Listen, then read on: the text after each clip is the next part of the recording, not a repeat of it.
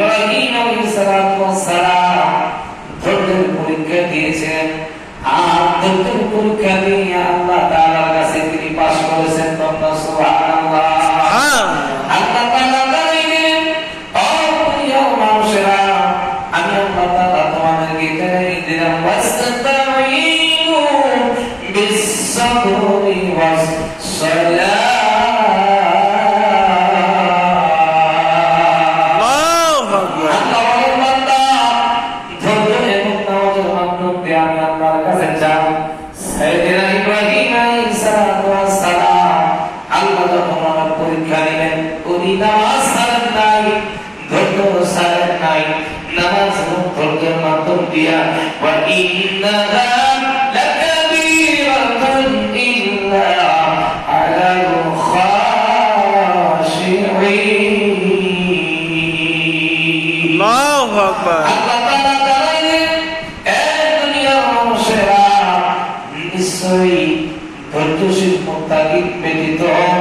আমি আল্লাহর কাছে সাহায্য চাওয়া খুবই কঠিন। কথা বলা ঠিক কিনা? ঠিক। যারা নামাজ পড়ে না, তাদের ধৈর্য নাই, তার মুত্তাকিন না, তারা ধৈর্য ধারণ করতে পারে না, আল্লাহর কাছে চায় না। তারা দুনিয়ার বুকে যারা সুদে টাকা দেয়, কিস্তিতে যারা টাকা দেয়, বিপদ হলে তারা সুদার কাছে, কিস্তি আলার কাছে বড় মানে কথা বলে ঠিক কিনা? ঠিক। আল্লাহ যারা মুত্তাকিন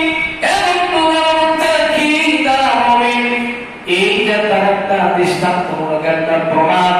সাইয়েদেনা ইব্রাহিম আলাইহিস সালাম এই ধৈর্যের পরীক্ষা দিয়েছেন। কঠিন সময় নিজের সন্তানকে আল্লাহর জন্য কোরবানি দিতে গিয়েছিলেন। এত কঠিন সময় পার হয়ে ছেলেকে জবাই করে দিবে আল্লাহ হুকুম। সুবহানাল্লাহ বলে। এই মুহূর্তে এত কঠিন সময় ইমানের পরীক্ষায় ধৈর্য ধারণ করে তিনি পাস করেছেন। সুবহানাল্লাহ। এই জন্য আল্লাহর হাবিব বলেন, কুরবানিটা এমন একটা বস্তু, এটা হলো কলিজার থেকে দিতে হয়। যেমন দিতে হবে তেমন ধৈর্য ধারণ করতে হবে। চিন্তা যদি করেন এত টাকা দিয়ে কোরবানি দেব, এত টাকা খরচ হবে, এই টাইমে যদি আল্লাহকে রাজি খুশি করার জন্য ইমানের সাথে মুত্তাকি হিসাবে ধৈর্যের সাথে যদি আপনি আল্লাহকে পাওয়ার জন্য যারা কোরবানি করেছেন, আল্লাহর হাবিব বলেন কেবল তাদের কোরবানিটা আল্লাহর কাছে পৌঁছে গেছে। সুবহানাল্লাহ। সুবহানাল্লাহ।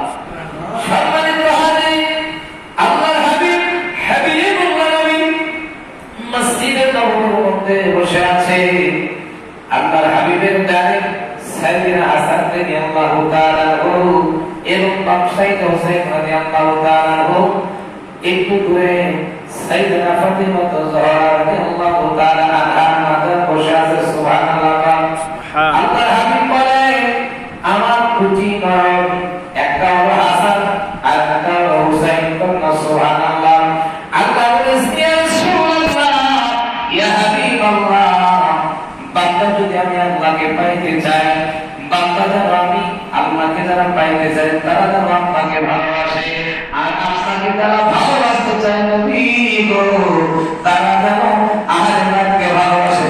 সুবহানাল্লাহ। সুবহানাল্লাহ। তার বোঝা গেল নবীকে আল্লাহকে পাইতে চায় নবীর কথা ঠিক কিনা?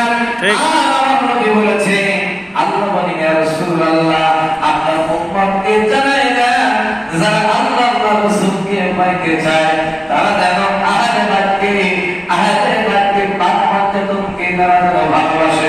সুবহানাল্লাহ।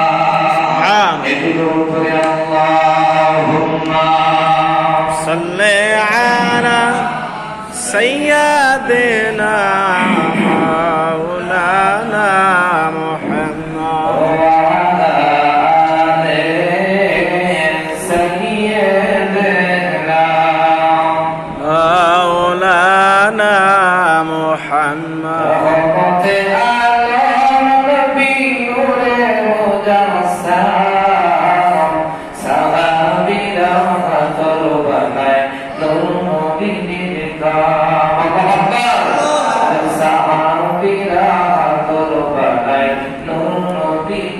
Allah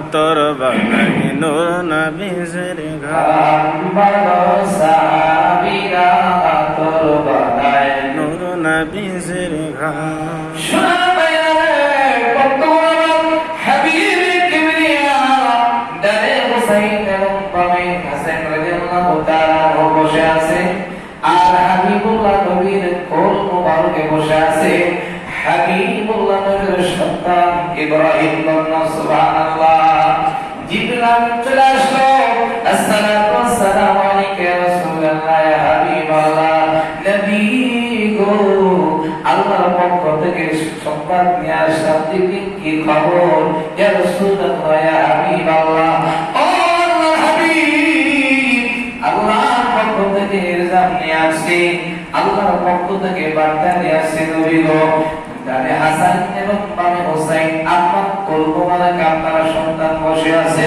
ইয়া রাসূলুল্লাহ এই তিনজনের একজনকে আল্লাহর কাছে নিয়ে যেতে হবে বলনা সুবহানাল্লাহ আল্লাহু সুবহানাল্লাহ এবং হাবিব কিবরিয়া হাবিবুল্লাহ হাসানের দিকে তাকায় হুসাইনের দিকে তাকায় ফাতেমার দিকে তাকায় আম্মা জান ফাতিমা তো জোহরার দিকে তাকিয়ে আছে একবার নবী সন্তানের দিকে তাকায় আমার নবীকে জিবরাইল বলে ইয়া রাসূলুল্লাহ ইয়া হাবিবাল্লাহ এই তিনজনের যে কোনো একজনকে রূহ কবজ করে আল্লাহ তাআলা নিয়ে যেতে বলেছে সুবহানাল্লাহ সুবহানাল্লাহ তিনজনের কোনটা সাইডে কোনটা বড় নাকি আপন একটা হলো সন্তান আর একটা হলো দুইটা হলো নাতি সন্তান নিজের কলিজার টুকরা আল্লাহর হাবিব বলেন আনা মাদিনাতুল ইলম আলিয়ুন বাবুহা আমি নবী হলো মদিনার ইলম এই ইলমের শহরের দরজা হলো হযরত আলী কাররামাল্লাহু ওয়াজহাহু সুবহানাল্লাহ হ্যাঁ এই হযরত আলী ওনার এত মূল্য ইলমের শহর সেই ইলমের শহরের দরজা হচ্ছে হযরত আলী সুবহানাল্লাহ হযরত আলী হলো পাক পাঞ্জাবের একজন কন্যা সুবহানাল্লাহ এবং আল্লাহর হাবিব বলেন আমার যত উম্মত আছে এই উম্মতের মধ্যে যত ইবাদতকারী বান্দা আছে এই পৃথিবীর সকল আমল যদি এক পাল্লায় দেওয়া হয় হযরত আবু বকরের এক রাতের সমান হবে না কন্যা সুবহানাল্লাহ এই হযরত আবু বকর অনেক দামি আল্লাহর হাবিব বলেন আমার পরে যদি কেউ নবী হতো এই সম্মানটা এই ইজ্জতটা হযরত ওমরকে আল্লাহ তাআলা দান করতেন কন্যা সুবহানাল্লাহ লাকানা নাবিয়্যান মিন বাদি লাকানা ওমর আল্লাহর হাবিব বলেন আমার পরে যদি এই দুনিয়ায় কেউ নবী হতো এই সম্মানটা আল্লাহ তাআলা ওমরকে দিতেন কন্যা সুবহানাল্লাহ এই দিক দিয়ে হযরত ওমর অনেক দামি আল্লাহর হাবিব বলেন বন্ধুরা তিন নম্বর হযরত উসমান বিন নুরাইন নবীর দুই লোকে বিবাহ করার কারণে নবীর দুইটা কলিজা টুকরা সন্তানকে কন্যা সন্তানকে বিবাহ করার কারণে উসমান বিন নুরাইন দুইটার অধিকারী এই দিক দিয়ে তিনি সম্মানী কিন্তু হযরত আলী কাবার পুরোটাই হলো আলাদা হযরত আলী হলো আল্লাহর হাবিব বলেন আনা মাদিনাতুল ইলম আলিয়ুন বাবুহা আমি হলাম মদিনার ইলম আর এই শহরের ইলমের দরজা হযরত আলী সুবহানাল্লাহ বন্ধুগণ শুধু তাই না আল্লাহর হাবিব বলেন জান্নাতি যুবকদের সরকার ইমাম হাসান এবং হুসাইন এই জান্নাতি যুবকদের পিতা হলো হযরত আলী কন্যা সুবহানাল্লাহ আর জান্নাতি সকল রমণীদের মহিলা রমণীদের সরকার নিয়ে সাইয়েদেরা হযরত আম্মা ফাতিমা জোহরা কন্যা সুবহানাল্লাহ সেই জন্য এই তিনজনের সাইডে আলীর ব্যাপারটা একটু ব্যতিক্রম আলীর সম্মানটা আল্লাহ এবং রাসূল একটু বাড়ায় দিয়েছে কন্যা সুবহানাল্লাহ জিকরান ওয়া রাসূলুল্লাহ এই তিনজনের মধ্যে যেটা তোকে আল্লাহ তাআলা নিয়ে যেতে বলেছে আল্লাহর হাবিবের চোখের মধ্যে পানি আল্লাহর হাবিব আকবার ফাতিমা জোহরার দিকে তাকায় হাসান হুসাইনের তাকায় ইব্রাহিমের দিকে তাকায় আল্লাহর হাবিব বলেন জিবরাইল আমি পৃথিবীর সব বলতে পারি কিন্তু হাসান হুসাইনের কোনো কষ্ট আমি সহ্য করতে পারবো না জিবরাইল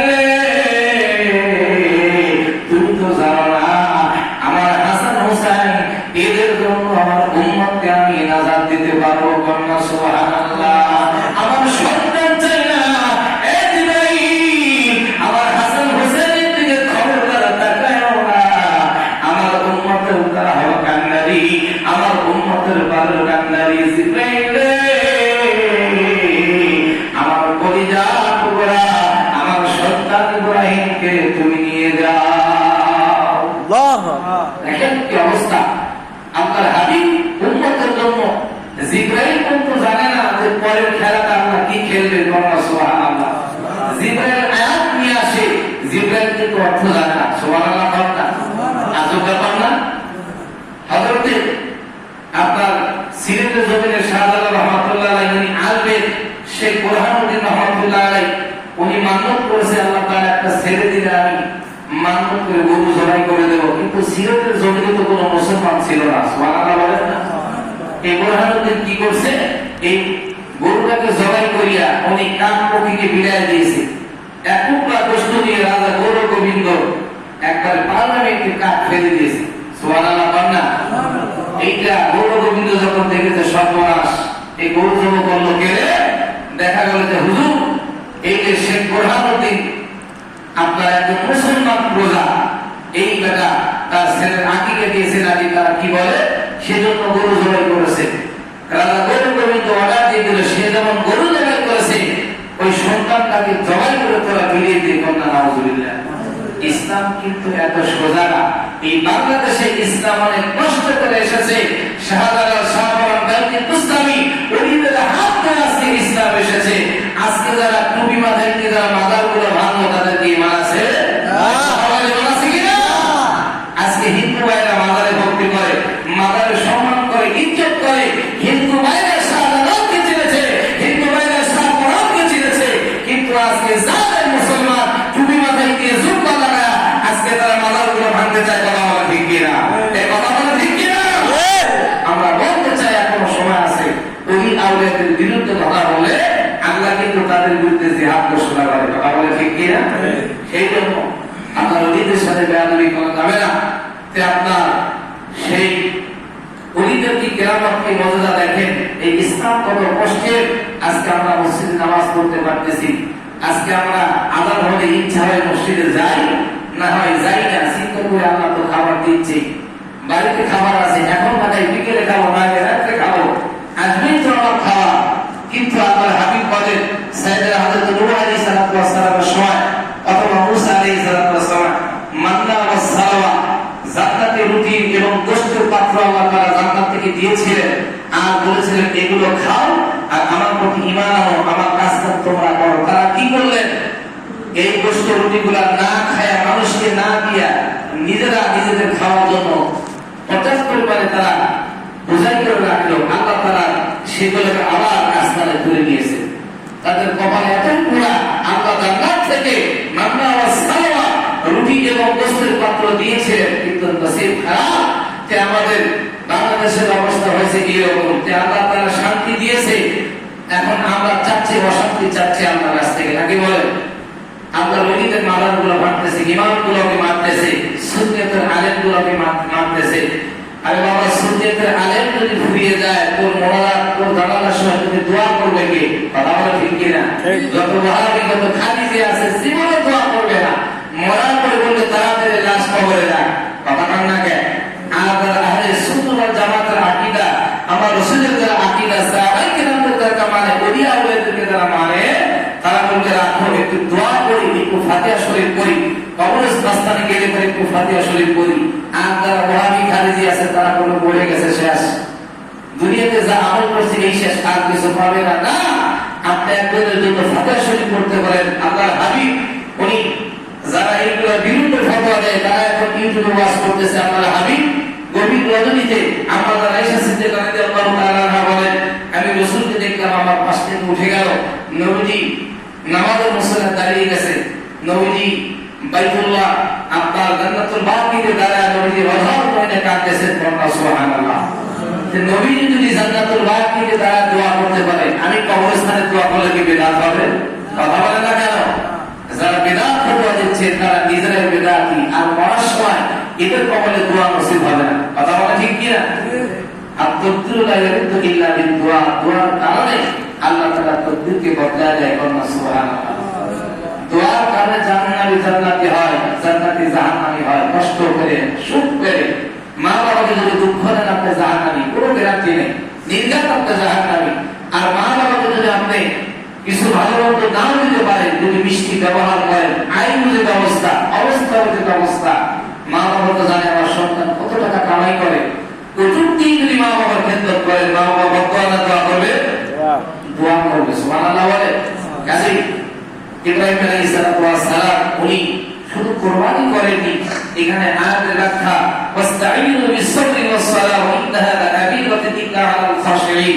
আল্লাহ বলেন তোমরা ধৈর্যের সাথে নামাজের মাধ্যম দিয়া আমি আল্লাহর কাছে চাও, যেটা নবীরা চেয়েছে, বলা সুবহানাল্লাহ। এখন আমি মুসলমান, নামাজ নাই, কালাম নাই, আল্লাহর কাছে চাইলে আল্লাহ কি দেবে? কেউ যদি চিন্তা করে 7 বছর নামাজ নাই, 2 লাখ টাকা দিয়ে গরিবের কোরবানি দিলা, আল্লাহ অত সস্তা তো কবুল করা? হ্যাঁ, আপনাকে ধৈর্য ধারণ করতে হবে, খানা নাই, খাবার নাই, আল্লাহর কাছে চাইতে হবে। কি মাধ্যম দিয়া? আল্লাহর হাবিব বলেছেন ওয়াস্তাঈনু বিস-সাবরি ওয়াস-সালাহ, ধৈর্য এবং নামাজ দুটি লাগবে আল্লাহর কাছে চাইতে গেলে। নামাজ ছাড়া কোনো দোয়া কবুলের কোনো রাস্তা নাই, কঠিন কালেও হবে না। কাজেই আজকের বয়ান থেকে আমরা একটা শিক্ষা দিতে পারি, আল্লাহর হাবিব দেখেন উম্মতকে এত ভালোবাসে, সেই কত বছর পরে কারবালা হবে, উম্মতের মুক্তির জন্য নিজের সন্তানকে আগে বিদায় করে দিলেন। আজরাইলকে বলে, আজরাইল আমার সন্তানকে নিয়ে যাও, কিন্তু আমার হাসান হোসেনের দিকে তুমি তাকিও না। সুবহানাল্লাহ বলেন না? তার কারণ হলো হাসান হোসেন হলো উম্মতের কান্ডারি, তাদের শাহাদাতের বিনিময়, তাদের জীবনের বিনিময় ইসলাম জিন্দা হতে হে হর কারবালা কে বাদ, ইসলাম পূর্ণ জীবন লাভ করেছে এই কারবালার ঘটনার পর দিয়ে। বলা সুবহানাল্লাহ। আল্লাহ তাআলা আমাদের সকলকে পাঁচ ওয়াক্ত নামাজ ধৈর্যের সাথে আদায় করার তৌফিক দান করুন। সকলে বলেন আমিন। আপনার খাবারটাই একবেলা, আর একটা খাচ্ছেন, ধৈর্য ধরে আল্লাহর কাছে চান, কিন্তু খবরদার কোন সুদী ব্যবসায়ীর কাছে যাবেন না, কোন কিস্তির কাছে যাবেন না, ছবি বন্ধ থেকে টাকা নিয়ে সন্তানগুলোকে কষ্ট দিবেন না, খবরদার। এই জন্য ধৈর্য ধারণ করতে হবে, এটাই তো ইমানের পরীক্ষা। সাহাবায়ে কেরাম যদি ধৈর্য ধারণ করতে পারে, আল্লাহর হাবিব যদি পারে, 3টা খুরমা খেজুর ইফতার খাওয়া বাদ দিয়ে যদি দান করে দিয়ে ইফতার করতে পারে, আমি আপনাকে পারি না? আমার আপনার ঘরে চাউল আছে, ডাউল আছে, জমি আছে।